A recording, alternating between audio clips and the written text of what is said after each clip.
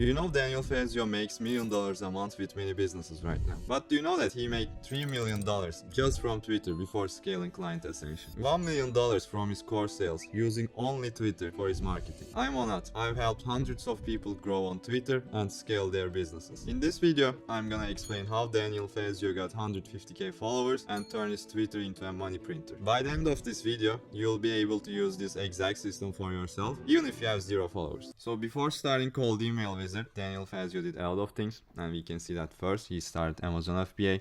He made a little bit of money with luck, as he said, but then he lost it all. So he understood that physical products are not for him, and then he started Facebook ads agency, and he also didn't like that. And then he started Instagram agency. I think this was one of his first early success when it comes to making some money. So he was helping people gain followers, but at that point the Instagram algorithm update killed his business because he was using following others to get follow backs, and that was his way of helping his clients grow. But then the algorithm killed it, and then after that he started the lead generation agency. So this was also his one of the first successful businesses. So he did a lot of cold emails and sold lead generation as a service.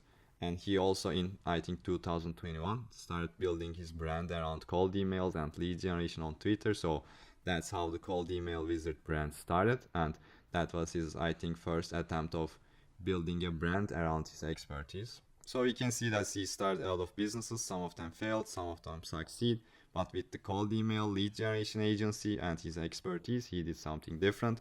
He started to build a brand, and I think that was the main difference between his other businesses and this current one. So the lead generation agency may also have failed at some point, but it didn't because he built a brand around it, and he also built a lot of info products, coaching products, and all that stuff. So that was the main reason that this business got him to 7 figures and multiple 7 figures. So we can see the power of building a brand around your business, especially on Twitter, because it worked really well for Daniel.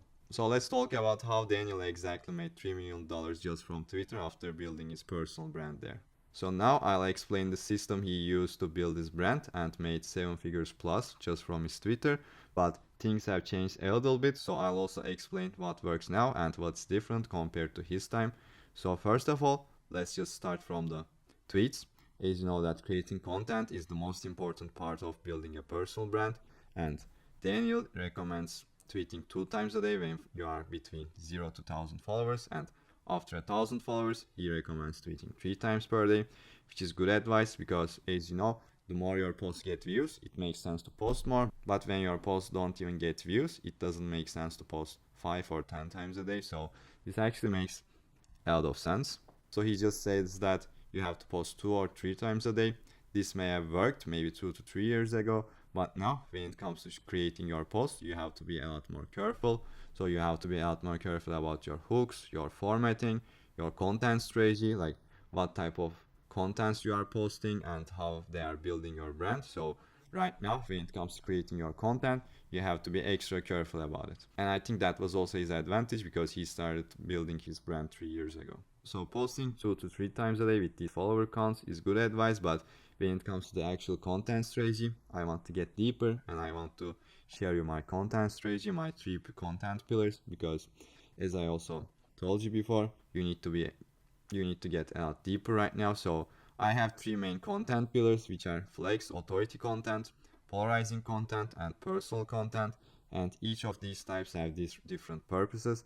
And also long forms are bonus because first we want to get really good at short form content, and then we can start posting long form content because it's harder at the beginning. So the first type of content is the most important in my opinion, which is the authority content. So this is great for getting clients, establishing your authority, and showcasing your results.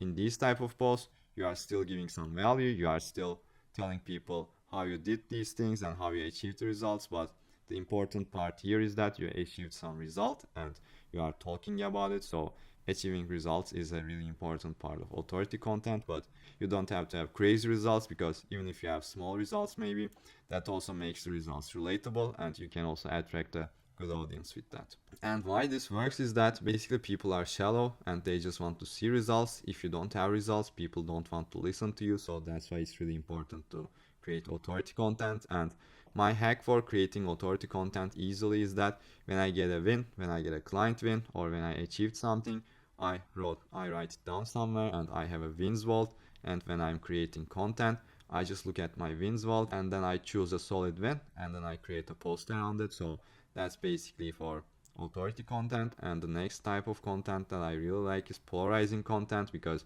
if you want to be an industry leader, you have to have strong opinions, because without strong opinions, most people won't listen to you, because people don't listen to these bland ideas that they can hear everywhere, and they actually want to follow the industry leaders. There are a lot of ways to create polarizing posts, and one of my favorite ways is to create a common enemy and attack it, and this actually separates people into two sides, and this actually makes the post polarizing. And you can also use your big idea to attack the enemy. And the other thing is, you can challenge common flawed beliefs in your industry. This is also another good way to create polarizing content, because when you are not afraid to stand out and when you are not afraid to attack the common beliefs, this also positions you as a leader, because not many people do that. And this all comes down to being a contrarian and following what you find is true and not caring about what other people think. So this is also a polarizing post example from me, and this was also a authority post example from the previous content type. So you can see that I talk about my results and then I explain it a little bit more. So that's mainly for the polarizing content. And now we have the personal content. Personal content is really important when it comes to creating a magnetic brand, because at this point everyone has results, everyone has opinions, but not everyone is willing to share their personal stuff online, and this is a huge opportunity to stand out from other people. So the next content pillar is personal content, and it helps you build an authentic and relatable personal brand. It's really important to build relationships with your audience, because without sharing your personal side, it's really hard to build a personal connection with them. But when it comes to creating this personal content, it's really important that you should make it align with your real personality and real values, because if you are fake, it will not work out. And when you are genuine, you actually attract people that really like you, but not some fake personality that you created. And long form content is a bonus, because at first we have to be really good at writing short form content, and then we can slowly start writing long form content because it's harder. But it's really helpful to build depth and go deeper into the topics that you want to talk about. And this will also help you attract your real fans, because you are talking about deeper topics that you can't really talk in short form topics. And another part of Daniel Fazio's content strategy was writing out of threads. So after 1000 followers, he recommends that you post 1 threads per week. So threads are like long form posts, and they are like a bonus, but they are really helpful. I especially like the personal posts. So this is my currently pinned post right now, and I got a lot of clients from this post. I got so many positive replies, so many positive messages, and it got like 50k views. And there are also other type of threads where you talk about general things and attract a broader audience. And these type of threads have a higher likelihood of going viral. So this can attract a more broad and general audience and a lot of people.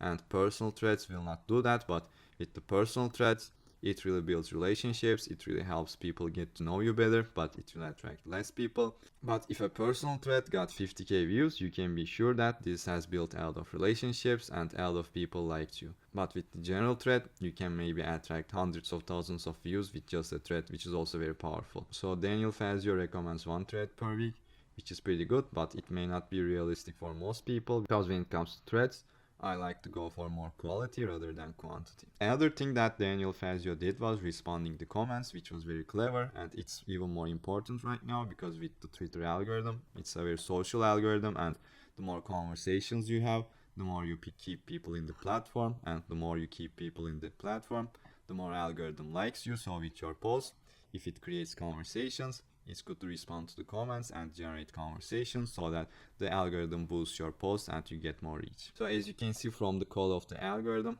a like gets you 0.5 boost in the algorithm, but a reply gets you 13.5 boost, so which is like a lot more than that. So when the author replies to the comment, you also get a lot more additional boost, and this is really powerful for increasing the reach of your content. And of course, the outbound comments are really important when it comes to growing your account and getting new eyeballs, especially if you are a beginner, because at first, when you have 0 followers, no one will see your posts, and the only way to force eyeballs to your content or force eyeballs to your profile is to engage with others. And that's why engaging and outbound comments are really important, and Daniel Fazio also knew that, so he recommended people to comment 10 times per day, which may be a good start, but in the current situation, 10 comments per day is not enough to grow fast and attract a lot of followers, because right now it's a bit more saturated and it's harder to grow compared to when you started. 10 comments per day right now, it's very suboptimal, so I suggest you comment a lot more than that, especially if you are a beginner. But if you are already an established person, if you already have a lot of results, you can get away with 10 or maybe with 0 comments. But when you are starting out, I suggest you comment at least 50 times a day, and these comments shouldn't be to random people. You have to comment under people that will be interested in what you have to talk about, and they should also be the people that take the time and energy to engage with other people. That's because when you engage with them, they'll also return the favor, because at the end of the day, we also want their engagement so that our content gets more engagement and the algorithm pushes to more people. So that's the goal of engagement, and that's what we are pushing for. And I suggest you start with at least 50 comments per day when you are starting out in 2025. So another thing that Daniel Fazio did really well was reposting his best content with a lot of social proof.